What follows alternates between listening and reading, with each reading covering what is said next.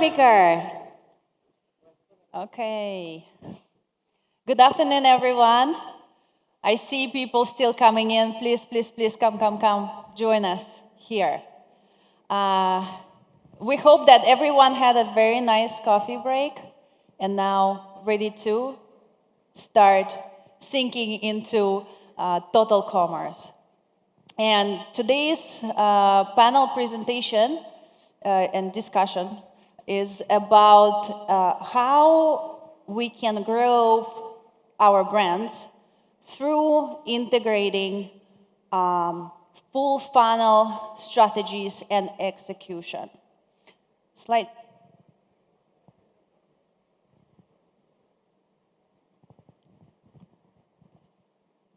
So, what does total commerce really mean? It's basically, if to put in a very simple way, is the synergy between offline and online acquisition and retention as a full funnel service.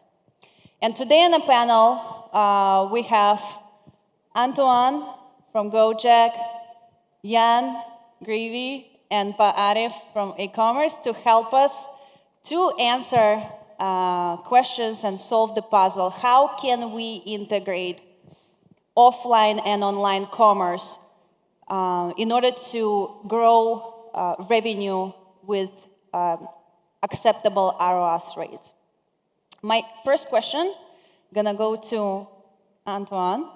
Antoine, can you please tell us what is O2O campaign? Let's start from the top.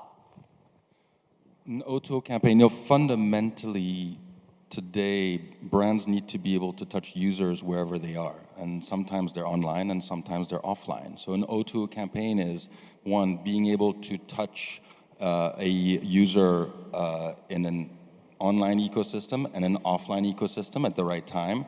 Two is being able to target them, target the right user in the right place. So data is very important. And the third place is really when you're launching a campaign, you want to be able to target them in the right place, and then you want to be able to measure, right? So measurement, attribution, and ideally conversion, right? So that's what an O2O campaign is. Mm-hmm. Can you give us a little bit more examples of how it's applicable for certain brand categories? So, I'll give you a couple examples. So, they're GoTo related, but that's just because of what I know. For instance, you can target a user offline through digital out-of-home and having a screen that you see, and capture the user that has seen that ad and then retarget them online. For instance, you could have an ad for a brand in the street. You capture the audience that sees that specific ad, and use that audience and retarget them in social media, and deep link back into Tokopedia and measure the full funnel attribution, right? That's an example of a full O2O campaign using digital out-of-home data and then targeting them again in online with conversion.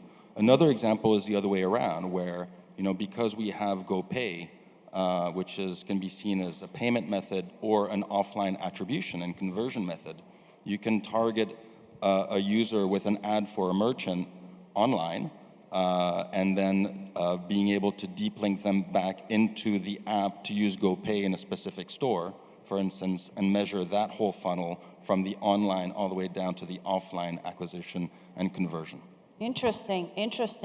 Okay, so let's assume that we know that online to offline in digital out of home, and you mentioned Tokopedia as well, working well for FMCG brands categories.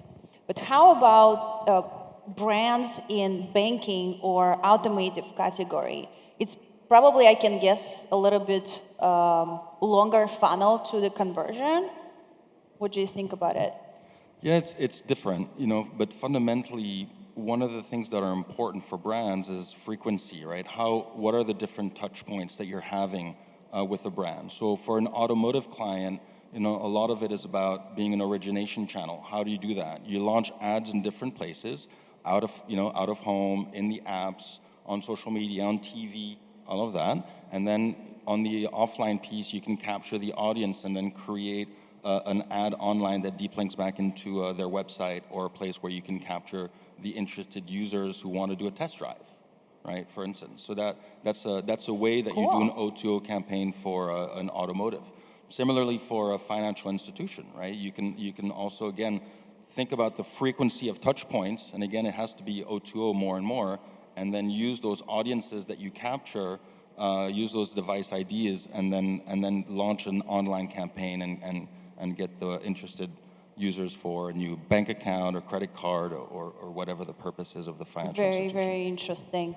Okay, so let's challenge Jan a little bit on the data in this point. So, okay, we understand that must be online to offline campaigns in terms of marketing and customer and accumulating big amounts of data. So how to navigate through all this data in terms of metrics, in terms of what is important and where does it start, really? Yeah, so thank you, Marcia, for having me here today. I think it all starts with having a solid data strategy in place, right? Like acquiring data for the sake of acquiring data I don't think is the right way to start, right? So typically, what we look at as a company is it starts with the acquisition of data, right? So in the early days, we saw a lot of brands that use like forums on the open internet where they ask people to fill in their data, right? So they might collect massive amounts of data, and then they find out that the data that they have actually collected is not usable, right? This morning, there was a panel who talked about, data can be a blessing, it can also be a curse, right? If you have a lot of data that you can't use, it's a curse, right?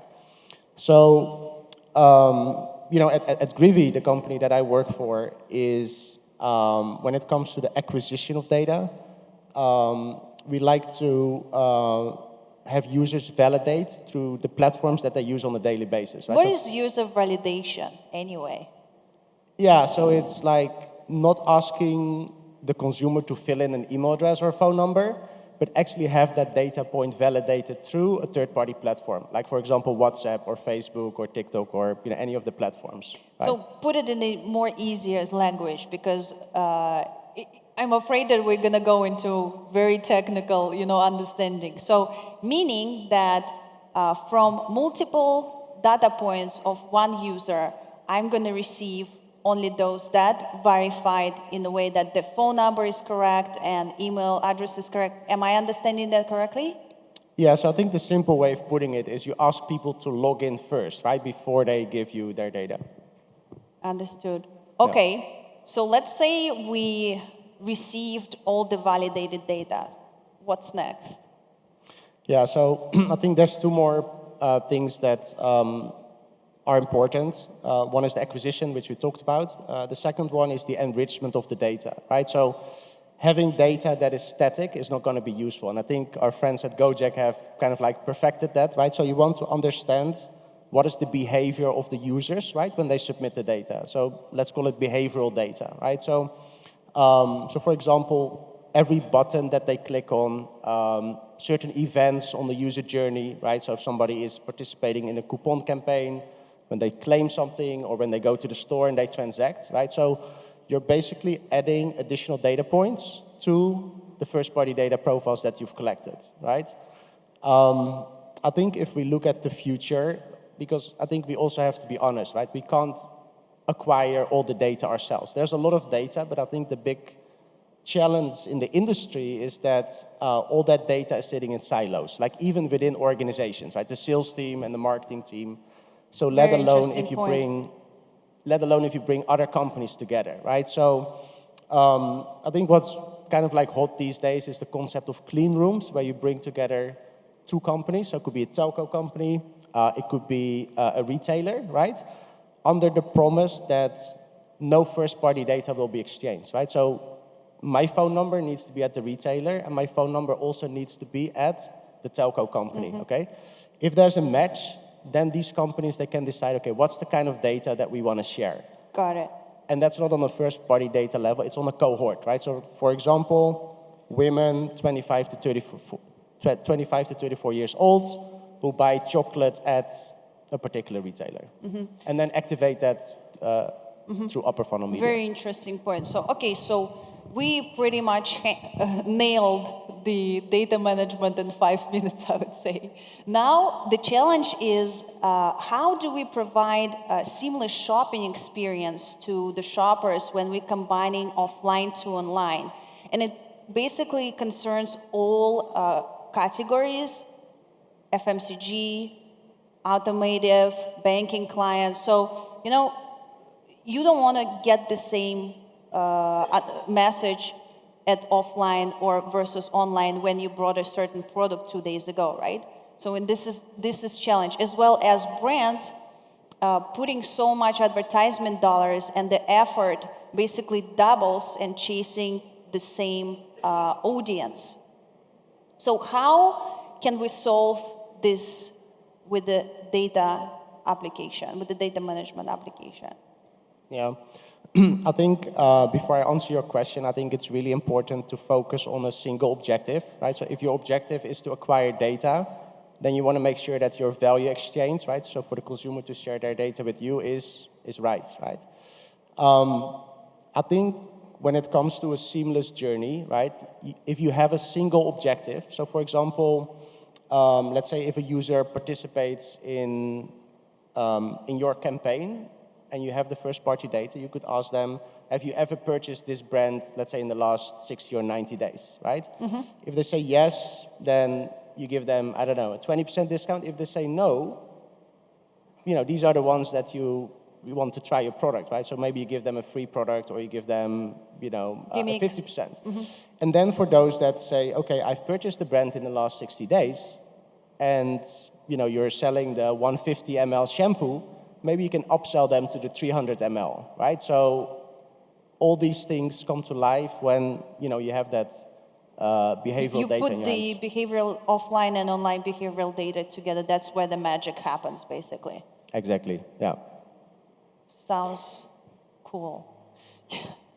Okay, so let's mix the distribution challenge. I'm sure many of our audience is basically questioning the distribution part when it comes to commerce, offline or online. It's extremely challenging, you know, to approach massive amount of SKU and tailor it to the marketing campaign versus demand on the market and so on and so forth. So when it comes to distribution, specifically how Enabler helps to manage O2O, you know, digital out of home, e-commerce marketing with a mix of enormous amount of data coming in from both ends. So what is Enabler role in this and how you can help? Yeah, thanks, by the way, for the opportunity speaking here. So in the enablers, from the enablers point of view, I think number one, we need to have data from first party, from ourselves, from the brand. The data is very critical on taking how we consider and defining the strategy, especially on the distributions. So aCommerce, I have an interesting data in terms of the distributions, right? So we took the data from around 1 trillion GMV in the last couple of months. This is our own data from our internal analysis. And we see that it is quite obvious the 80% of the demand is actually coming from within Java Island. So we can see that the opportunity is there. But how we define, how we strategize the distributions, right? So we've done some sensitivity analysis on this, and the fact finding is when we do some experience subsidizing the delivery costs, and then the trend is actually immediately shifting. So we see improvement in terms of the conversion ratio up to 1 to 2%. In average, our brands the brands that we are managing range from 1% to 5%, in average 2 to 3%. But then by applying the right strategy for the distributions, especially on the cost of delivery, it is immediately improving the CVR and also shifting the demand towards outside Java. So in this case, I think for brands, it is very critical to have the right technology, to have the right strategy in terms of the distributions and also the inventory management. So we see. How do you approach this? How do you manage to subsidize so much to achieve those results? What come into play? I think this is the communication with brand is critical, right? Because as enablers, we are a service company. We don't budget the marketing and also the subsidy. I think when we can show this kind of insight to brands, I think from the brand, they are providing support in terms of this. So they will see the return on investment.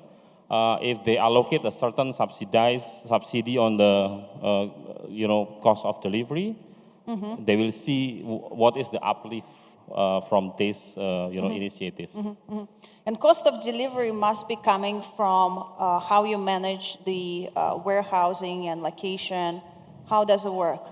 Yeah, so I think the next step from this sensitivity analysis, we know that cost of delivery is matter, right? So the right strategy that we apply to brand is actually to move the inventory closer to the demands rather than centralize it in Java.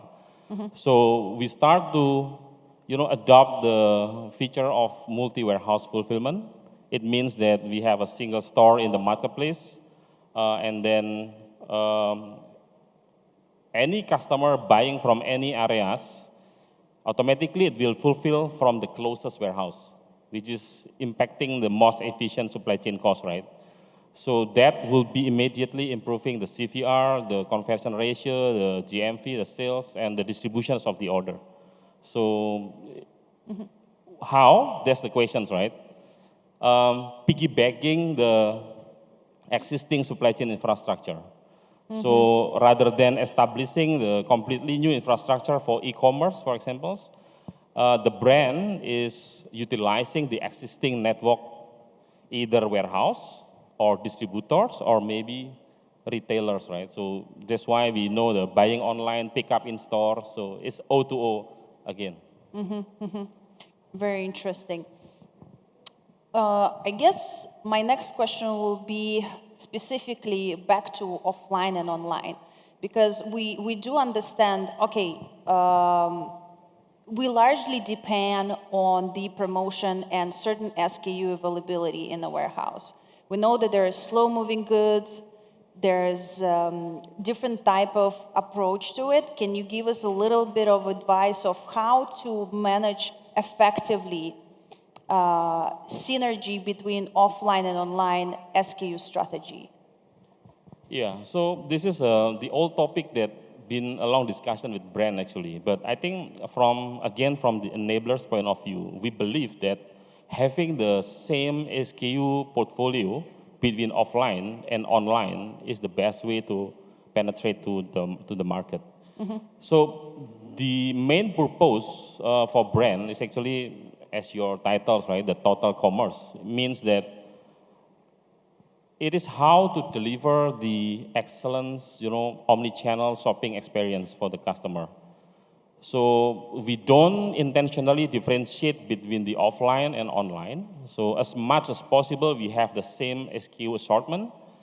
But for sure, definitely, in some cases, occasionally, we have opportunities. For example, there are some fast-moving in the offline, but not fast-moving in the online. So we do the flash out, for example, it is slow-moving in the online, and then we flash out to the offline. So that kind of collaboration is happening, but occasionally. But again, the main purpose is delivering the excellent omni-channel shopping experience to the consumer for offline and online. Excellent. I see we have a question from the audience. So, question from Putri. Can you please share use of O2O examples and opportunities? Back to you, Antoine. Sure.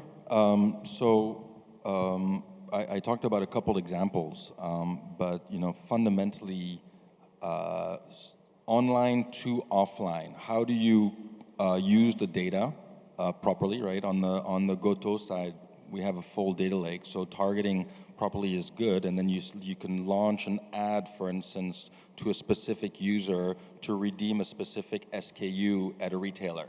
So an example would be, I want to do a shampoo ad, and I want to do a promo at Alphamart, right? As an example, that's something that you could launch in a GoTo app, and then get the user to go and actually get the discount and rebate at Alphamart. That's an O2O journey.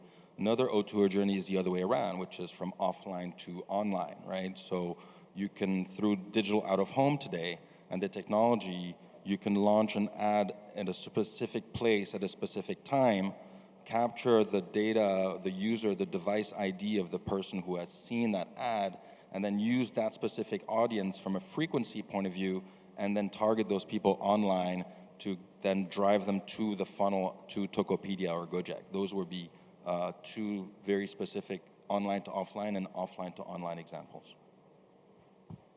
Okay, thank you. I hope we answered the question, Putri.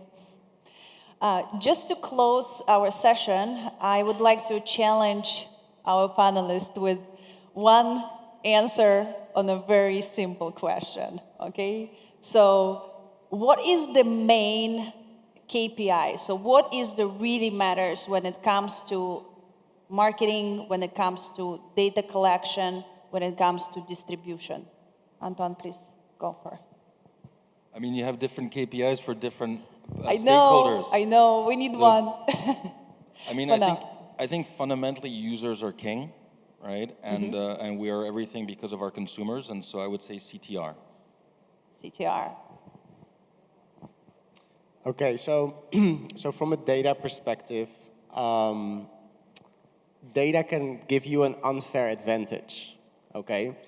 So let's say if your number one competitor is 2 times bigger than you as your brand, you can't compete dollar to dollar, right? So what you can do is to have that same dollar work a lot harder for you, right? And that's something that you can actually unlock with data, right? So in order to be able to compete with a brand that is much bigger than you, using the same budget. Okay, thank you. But Arief, distribution? We are specializing on the e-commerce, right? But I think we are now on the O2O journey. I think in terms of the distributions, not only on the e-commerce, supply chain has been a challenge for Indonesia, especially because of the geography, right? So having the right technology and having the right strategy for supply chain is actually will help brands to improve the conversion rate, improve the GMV. Yeah. Right, so what it will be, CVR versus ROAS? Pick one.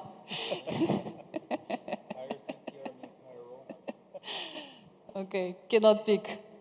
Okay, yeah, well, namely, I would say that CVR is actually most important when you just start your business online, when you have offline-based commerce, and then you just dip your toe and really starting to drive e-com or integrated full funnel service for your clients, then you definitely should focus on CVR. Would you agree?